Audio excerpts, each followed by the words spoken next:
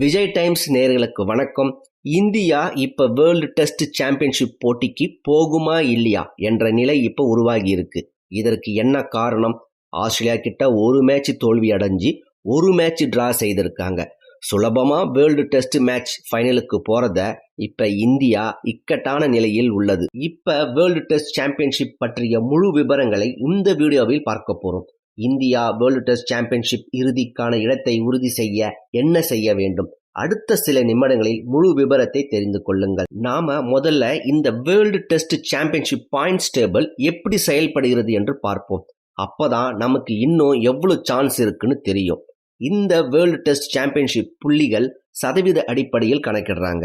அதாவது ஒவ்வொரு போட்டியின் வெற்றி, தோல்வி மற்றும் டிரா ஆகியவை இந்த சதவீதத்தை நிர்ணயிக்கும்.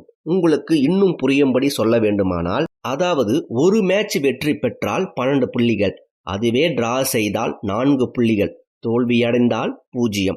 இப்போ உங்களுக்கு இந்த பாயிண்ட்ஸ் டேபிள் எப்படி கணக்கிடுறாங்கன்னு தெரியுதா? இப்ப இந்தியாவின் தற்போதைய நிலை என்னன்னா, இந்தியா 55.88 பாயிண்ட்டுகள் பெற்று 3வது இடத்தில் உள்ளது. வேர்ல்டு டெஸ்ட் சாம்பியன்ஷிப் இறுதி போட்டி வாய்ப்புக்கு இந்தியா அடுத்த போட்டிகளில் கட்டாயம் வெற்றி பெற வேண்டும்.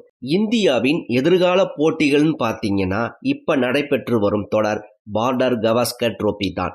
அப்படி இல்லைன்னா ஸ்ரீலங்கா மற்றும் சவுத் ஆப்பிரிக்கா தொடர்பான முடிவுகள் கூட தீர்மானிக்கும். இப்ப இந்தியாவுக்கு சவாலா இருக்கிறது சவுத் ஆப்பிரிக்கா 63.33 புள்ளிகள் பெற்று முதலிடத்தில் இருக்கு. 2வது இடத்தில் இருப்பது ஆஸ்திரேலியா 58.89 புள்ளிகள். நாம 55.88 புள்ளிகளுடன் 3வது இடத்திலும், நமக்கு போட்டியாக அடுத்தது நியூசிலாந்து 48.21, ஸ்ரீலங்கா 45.45. இதில் முதல் இடத்தில் இருக்கும் அணிகள் பலம் என்னன்னா, ஆஸ்திரேலியா பொறுத்த வரைக்கும் அவங்களுடைய ஆக்ரோஷமான விளையாட்டு எதிரணியை தடுமாற செய்யும். அதுவே அவங்களுக்கு பெரிய பலம். ஆஷஸ் தொடரின் தாக்கம் பற்றி பார்க்கலாம். ஆஷஸ் தொடரில் ஆஸ்திரேலியாவும் இங்கிலாந்தும் விளையாடுறாங்க. ஆஸ்திரேலியா தோல்வி அடைந்தால் இந்தியாவுக்கு இறுதி வாய்ப்பு பிரகாசமாக இருக்கும். ஒருவேளை ஆஸ்திரேலியா வென்றால் நாம நம்மளுடைய சதவீதம் மேலும் உயர்த்த பாடுபட வேண்டும். நம்ம இந்திய அணி வெற்றியடைய என்னதான் செய்ய வேண்டும்? பேட்டிங் பெர்ஃபார்மன்ஸ் ஸ்ட்ராங்கா இருக்க வேண்டும். அதற்கு ரோஹித் சர்மா, விராட் கோலி, ஜெய்ஸ்வால் கொஞ்சம் பொறுப்புடன் விளையாட வேண்டும். பந்து வீச்சை பொறுத்தவரை பும்ரா மட்டும்தான். இப்ப அஸ்வினும் இல்லை. அஸ்வினுக்கு பதில் வேறு ஒருவரை கொண்டு வர வேண்டும். பும்ரா ஓய்வே இல்லாமல் இருக்கிறார். சரி, போலிங்கை வலுவாக்க இந்த போலரை வந்தா நல்லா இருக்கும்னு கமெண்ட்ல சொல்லுங்க.